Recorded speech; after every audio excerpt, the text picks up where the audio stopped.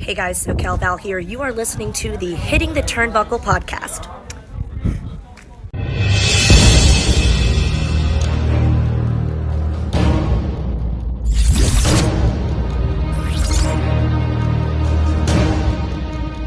Back to the Hitting the Turnbuckle podcast, Buckle Up Edition 1. I am your host, Adam Cousins, and today I am joined by a man who I've actually seen a few times before at our other sponsors, Jurassic Pro Wrestling.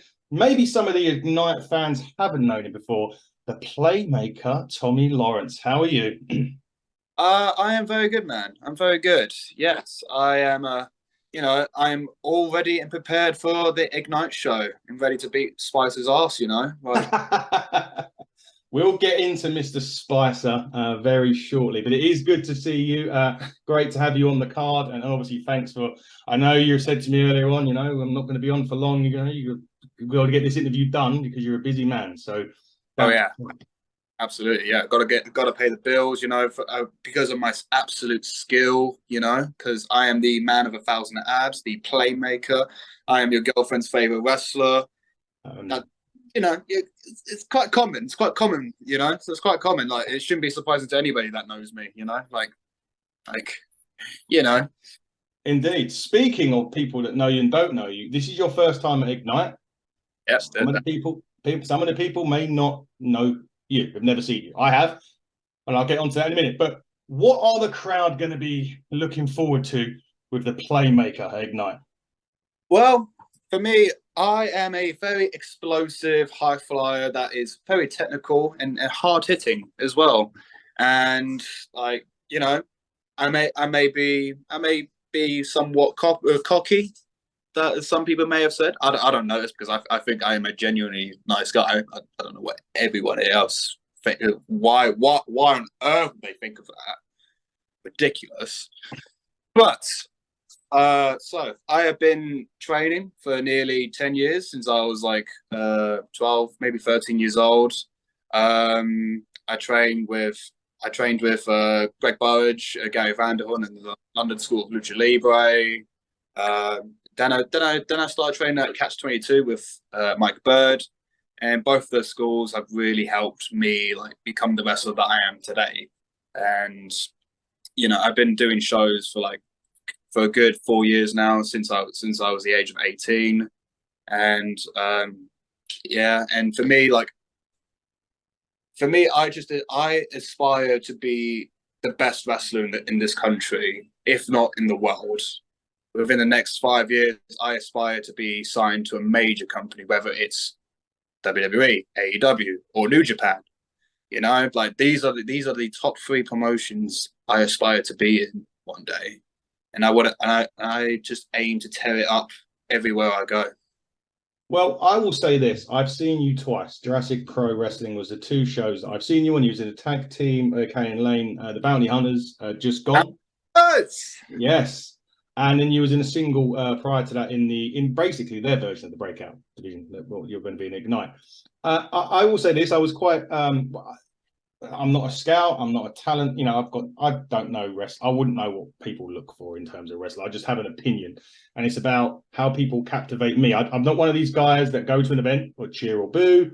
I will tunnel vision it. I will see what they're trying to do. We had Harrison Leon on probably about 3 or 4 weeks ago, and I said to him from the moment he walked out until that match finished, and when he walked back in, he had my attention straight away. It was just something about him. With you, I had that from the moment that the bell went. It was crisp. I kind of had it, and you might not want his win-loss record, but I kind of had you as like a Dolph Ziggler. A Dolph Ziggler. In terms of the way you hit moves, not necessarily say win-loss record aside, but the smooth, the crispness. It didn't look like you had only been there 4 years, because sometimes you can have an off step or there's a bit of, indecision. But with you, everything just seemed crisp and smooth throughout the whole of those matches that I've had. Man. I mean, nearly 10 years in the game have been, I've been training. I train every single week. I work hard. I try to get in the best shape as I can. I know that I know that I'm good. And now it's just time to prove to everybody that I'm not there to be ignored. No. Well, you certainly won't be. That's for sure. I don't think so. I don't, you know, I don't aspire to be ignored. I aspire to be noticed. I aspire to, you know, like be on the same level as some of the top names currently on the scene right now, which I feel like I am. And with me and KMA, we proved that, you know, me and him are a great tag team, and we have proven that by beating the Bryan brothers at Jurassic Pro. And, you know, obviously, you know, me and him are going to be facing each other at the semi-finals for the Jurassic Pro Wrestling, like, you know, for the new Indominus Championship, Yes. which obviously that is coming home to me, you know, just saying. You know, I think in this breakout tournament for Ignite, I aspire for them to take notice because Spicer ain't ready for me. Wow, you saw Spicer firsthand. He was at Ignite. He was at Jurassic Pro recently as well. Did you have a little? Was you watching his matches to have a look at weaknesses? Oh yeah. I've noticed a few things with him. You know, he's not as quick as me. He's not explosive as me. He's not as strong as me. Like as you can see here, you know, I clearly work hard. You know, like I mean, he for God's sake, he wears a shirt during a match. You know what I mean? With cute little skull on his shirt. Ew, so cute. Like. You know, like what you got to hide, mate? Are you skinny? You fat? Like what's up with that? Like what's it like here's me showing my body, showing my hard work, like every single show I'm at, you know? Like what's that about? What's that about, mate? What's that about? I'll have to ask him when I bring him on. I'll find out a bit more about his attire. Ask him out. I will. I'll make sure I do. Let's just switch gears a second. You mentioned all your training.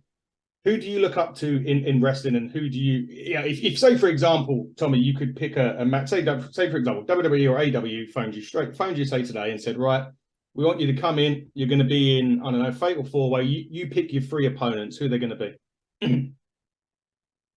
Well, I think the 3 people I look up to today for me.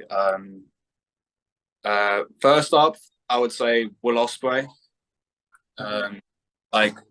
The guy, I look up to the guy. I think he's like, for those that know me, like will know that he is like one of my favorite wrestlers. And I remember first like seeing him like a year before he got signed to New Japan. He was like, yeah, like aerial assassin. Like I was like 14, and like I was just kind of just blown away by him, and like just his style of in ring. Like, and then just seeing him get signed a year later was like just mad or mind blowing. And to me, that just kind of proved that you can make it. He proves that anybody can make it once you put that hard work in. Yeah. Like for me, like in that show, he stood out to me the most. And to me, like I've met him a couple of times. Like he's always been very complimentary of me. Like. I look up to the guy. I think he's always given me great advice as well, and yeah, he would definitely be first up in my top 3. I think as a kid, I loved Jeff Hardy. Loved Jeff Hardy as a kid. Like I think he was the one that stood out to me when I was first watching wrestling as a kid. You know, but like he had just like cool like he was just like like him doing the entrance for me like just like made me sold, like the arm hair, like just him being an emo, you know, like I just loved him as a kid. And once he won that WWE Championship like in Armageddon 2008, like I was like, yes, that's my guy. He won it. He did it. Yeah, I and I can't really leave him out, to be honest. No. And my number 3 would have to be Kenny Omega, because I first got introduced to him when he was in Bullet Club. around 2016, that kind of. And then like once you like betray like AJ Styles, AJ was on his way out, and you know like he essentially became like the Bullet Club leader, and I was like, this guy is cool as hell, like. Yeah, like he was cool. Like his in ring matches, like with everyone, like he just was so cool and unique. Like he's always doing something that nobody else was doing, and just thought he just carried himself like a megastar. And like a year later, once he had that match with Okada, like that, you know, that first ever 6-star match. Yeah. Like, was it the first ever? Probably, yeah. But like when I saw that match, I was just blown away. Like that was why I just loved watching New Japan, and just him like specifically as well. Like just like he just carried himself like a star, and continues to just keep getting better and better, and more. And the more he became a star in that year as well, and like that's when he became one of my favorites as well. Like that's a good three. I'd say that's my top three. It's a really hard one though, because it was a really hard one to name. All three, to be honest, because I could anybody that I look up to in this fight, you know. Yeah. But I'm afraid that I would like to have in a fatal 40 and showcase my talents and beat their asses, you know. Like. Speaking of Kenny, he's taken on Will on Sunday, Forbidden Door. Yes, that's right. I am very much looking forward to that. Yeah. It's interesting about Tom. We'll come back to Ignite. What's your thoughts on that whole Forbidden Door thing? Obviously, it's never really been done until AEW come out and decide. They've done it last year, massive success. Listen, I'm a big fan of it. But what is that? Do you not think now that we're in an age where even the WWE should just think, do you know what? Let's do it. Yeah, I think why not? Because it creates intrigue, it creates like excitement for fans, because then they want to see their favorite wrestlers from all over in different places into having like their own dream matches, and like have one guy face like their favorite guy kind of thing into one promotion. And like so having like someone like a Kenny Omega versus like Will Ospreay, and I know they already just had their match like with Wrestle Kingdom earlier this year, and it was fantastic. But I think like it just shows that like wrestling has evolved. I feel like, and like I feel like there's like more money to be made out of it. I think as well. I think that's all I can say really, because there's a lot of those like people that have been announced for it. I think that I would love to get in the ring with someday, and like the match I'm also looking forward to is like Bryan Danielson versus Kazuchika Okada, like that. Oh, that's gonna be chef's kiss for me, you know. Yeah. Like, it'll be. Yeah, they got Punk's match has been announced as well. I can't remember who it was against now. Was it Kojima? That's it, Kojima. Yes, Punk Kojima. Punk is gonna that's gonna be quite a hard hitting affair, I think. So. But I think it'll be a different style. It's a matchup that I didn't expect to be announced, but it creates the intrigue. You know, it creates excitement. Like Punk. See, Punk is Punk.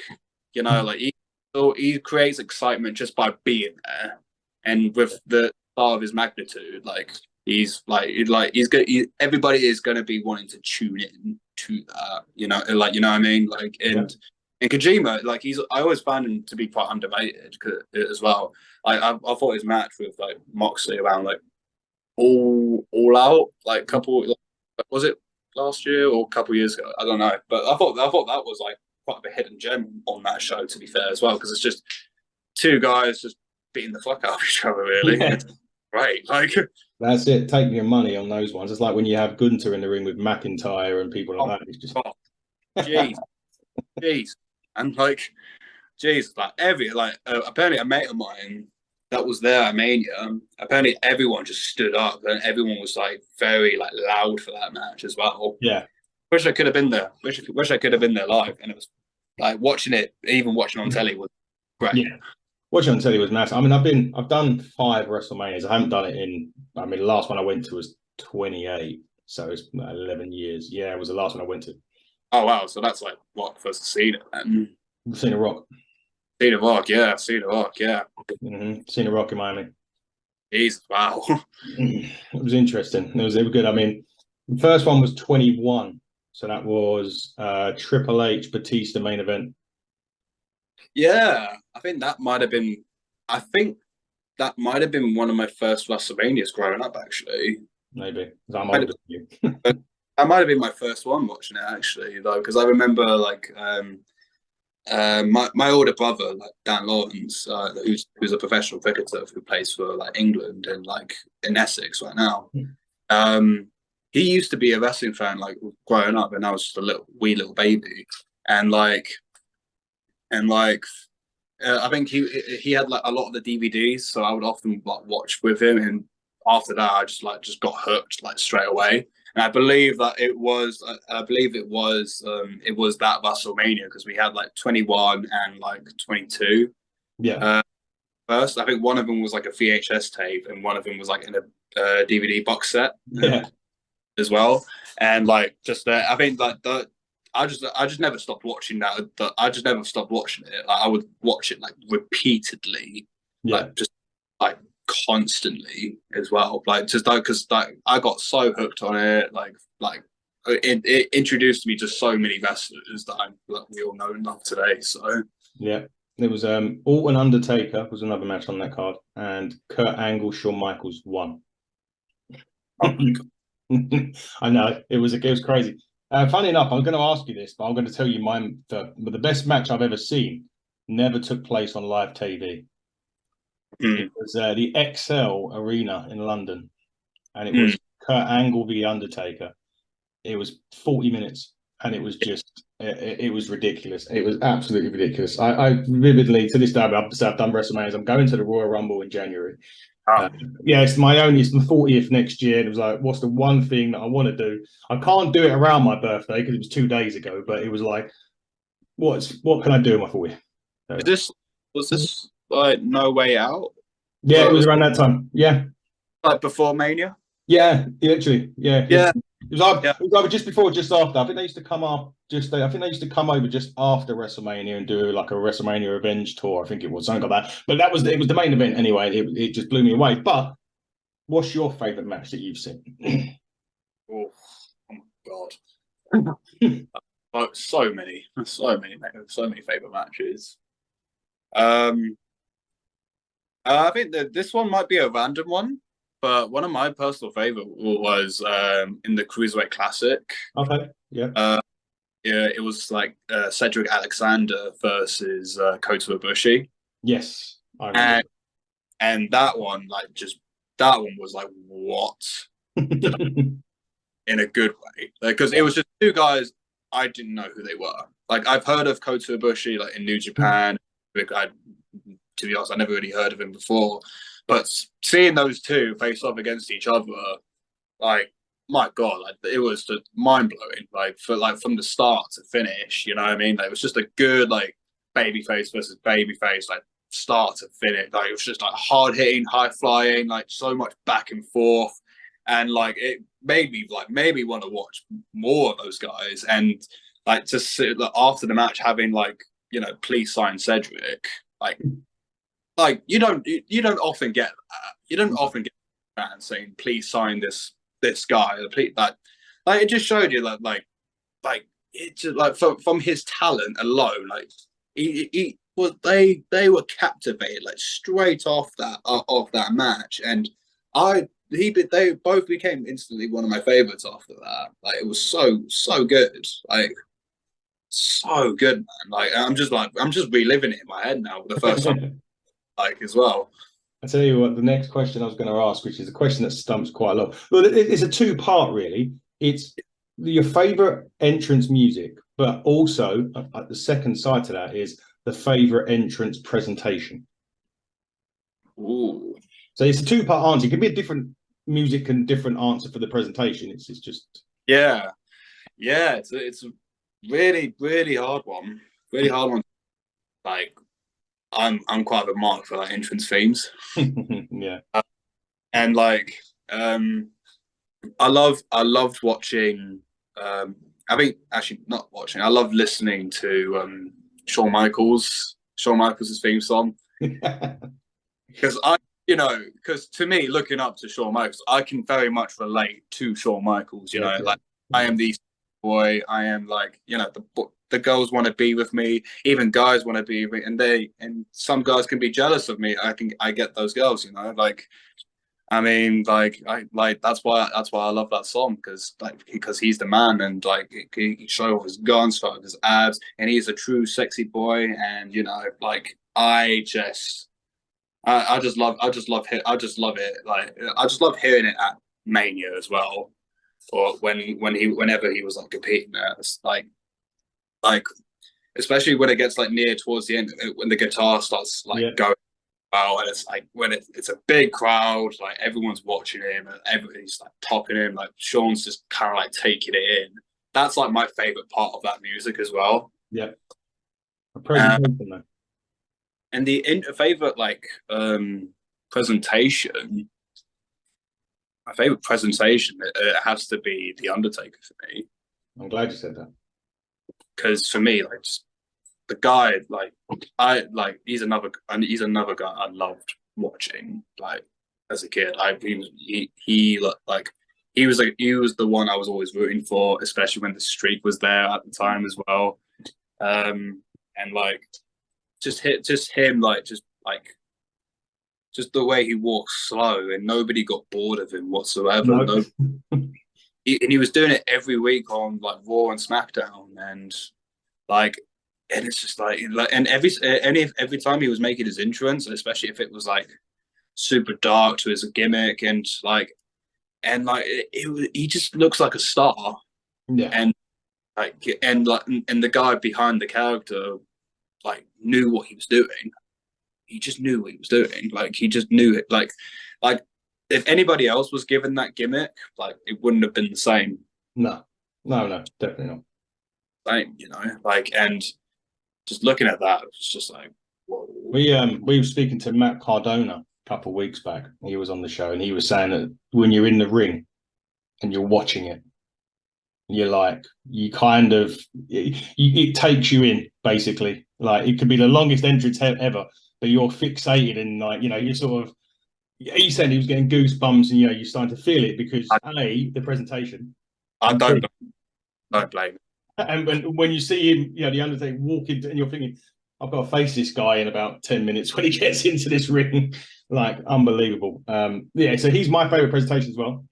Yeah. I think there's another one as well, actually. Okay. Car Noir. Yes. Car Noir. It always gets me every time I watch his entrance. Every time he goes out there, does his pose and goes along with the music. It's always captivating to watch because there's always going to be hardcore fans that expect it and see it, and they get captivated all the time. But then there'll always be new fans, and every time I've been to a show where he's on it, they've always been amazed. And after that, he's just like, wow. You know what I mean? That's star. He is. He certainly is. So yeah, my one was the Undertaker. My entrance, I have to. It's out of two, and it's either the Game for Triple H or it's Edge. Yeah. Oh my god. Good. Oh man. I've lucky enough to. I've met him a few times, and I've luckily enough got the Rated R Spinner title signed.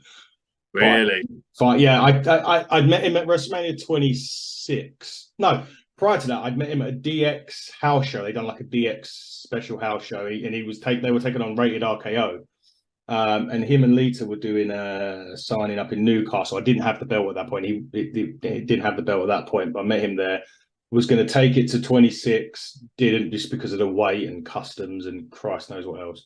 I'm guessing to take through the airport as well. Yeah. So then obviously he retired, and I was like, oh shit, I'm never going to get a chance for him to do it. And then he got announced for London Comic Con, and I was like, right. I was like, it was either then or never. And luckily enough, I got it then, and Van Damme signed it as well. Yeah.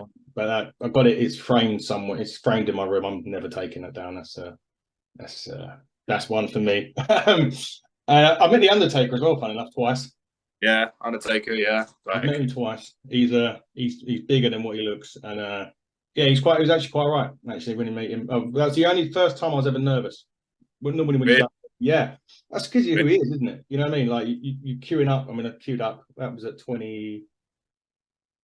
Yeah, it was at 26 and 27. It was, and yeah, I queued up, and it's one of those ones where you don't know. It was weird for me. I was just like, Jesus, like getting closer and closer to him. You know, you always see him on telly, and you've probably seen him. And he was sitting, so it was, he's still pretty. And I can imagine, Jesus, man. Like, I mean, like he, yeah. I mean, I remember meeting Sting. I was like, whoa. I was like, wow, bigger than you look like, on telly. Like, Jesus, like, but I remember he was very lovely. I loved him growing up and watching TNA. yes. Well, like he was like, man, like you stood out to me, like you stood out to me like a lot, and like just meeting him that day was just a pleasure, honestly. So yeah, it was. I've not met. No, I've not met Sting. I've never met Sting. One of the ones that I haven't met that I'd like to. Lovely guy. He's a very lovely guy. I've met the Hardys. Jeff was the first one that signed my Edge belt. Funnily enough, Jeff was the first one. Oh, nice. He looked at it and I went, "You're not ever winning this one, man." Yeah. The other one, the other meet that I enjoyed the most was Cena, and it was because he supports Tottenham, like me. Oh, he supports Tottenham, yes. So do I. So we have something in common. There we go. Yeah, boy. Yeah, and so does Finn Balor, actually. Oh, man, great day. Great day. Yeah, you've learned two things today. But it was a time I always used to boo Cena. I went through that phase that probably a lot of adults age booed him just because he was getting shoved down the throat. So as I walked up to him, I booed him. Yeah, that's fair. I mean, I always thought Cena was great. Whether like he was in ring, whether he was hated or not. Like I always enjoyed his matches. Like growing up, like I think, like he was like I loved it. I loved him as a kid. But he was never really like my favorite. No, that's not to say it was a bad thing. I think I appreciated him more when I grew up. I feel like, especially when he was doing the US Open Challenge. Yes. For me, exactly. Like the matches he was having every week against like Sam, Kevin. Yeah. I think he had a really good one with like Bad News Barrett in the UK. Yeah, like just I think that whole program between him and Owens was great. I loved it. So yeah, it was really good. Look, before we let you finish with your friend Spicer, before we start wrapping up, I want to ask a question because they are very prominent on SmackDown. They are getting a tag title shot in London next week. They could be the new tag team champions next week. Yeah, yes, boy, it's pretty deadly. Is this showcasing now that obviously they had NXT UK? There's talk about NXT Europe coming in next year or whatever it is. But are we now seeing this time where even their character side of things, because their characters are crazy, but are we now seeing this big influx where it is literally anything is now possible and the sky is actually the limit now? Absolutely. I think like Pretty Deadly have shown like that like for years, even like before they got signed, like they were like those two just gelled well together. Like those two just gelled well together. And the chemistry was just instantly there once they teamed up. And yeah, I feel like anything can happen in this business for me. Really, I think like sometimes it will be like sometimes you get over. Sometimes it'll be an instant. Sometimes it'll be an instant thing, and people will notice you all around the world. And like. And then once that happens, it'll get everywhere. And as for Pretty Deadly, like they just kind of just took the opportunity that they were always given and just ran with it. Really, they just ran with whatever they've got. And like and fun fact, actually, I was actually supposed to face Pretty Deadly when I was a part of the Heavenly United group. It never got to happen because pandemic. What an absolute right. So Pretty Deadly, if you do watch this, you need to get back over for a tag with him and the Bounty Hunters. Pretty Deadly Bounty Hunters. How about that? Yes, yes boy. Let's end this podcast today. But as we said, buckle up. We've got some more. We've allowed more seats. They've given us more seats because tickets are going crazy. Oku, Rourke, Lawrence, Corey, Smashing Mike, loads of top talent coming on board. We'll be there, of course. Me, Andy, Dave, Rachel, Fiona, the team of Hitting the Turnbuckle will be there. Munsey, it does our YouTube stuff, will be there as well. But let's finish, Tommy. You can send a message to your opponent, Buffalo Up, Mr. Spicer. The floor is yours. Go for it. Now, it is a great opportunity given by Ignite Wrestling. You know, like no doubt, like for me, like you know, break up division, cool. I'll show people that I should have been there a long time ago. Simple as. I know that I am good enough to be there. I know I'm good enough to beat Spicer. In fact, Spicer does not have a chance against me. I've got the experience, I've got the advantage, I've got the speed, strength. I've got everything. Everything that Spicer doesn't have. I am a star in the making here. And for the past couple of years, I have proved that by facing some of the very best. Hell, I even beaten the Progress champion. I've beaten Spike Trevay. You know, that not many people could say that. You know, if it was for the belt, great. I would have been here with the Progress belt with me right now. Yeah. But I mean, sure. You know, like I've proven over time that every time I step in the ring, I manage to impress and make my mark and make sure that everyone remembers the Playmaker. Because the thing is, with this show, you've got, you know, Scotty Rourke, you've got Mills, you've got OJ, or Michael Oku even, that I should say. Charles Crowley. Well, where was my announcement? I did put you in there. Where was that, eh? I did put you. Because yeah, they do have me, but they were given the big treatment. I see what you mean. I thought you meant they were given the big treatment. You know, this big star is going to come to the show. Oh, they're going to get this big opportunity. Where was that for me? Where was that for me? I'm a guy that's been around for like nearly 10 years.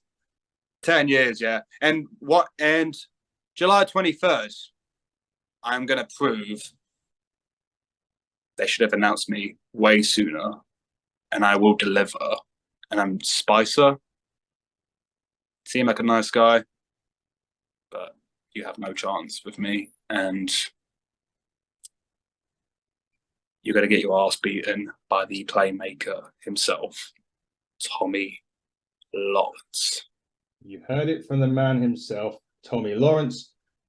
Josh Spicer, July 23rd. Buckle up. This has been the Hitting the Turnbuckle podcast. I have been your host, Adam Cousins. That has been the Playmaker, Tommy Lawrence. Until next time, buckle down, stay safe. We'll see you soon.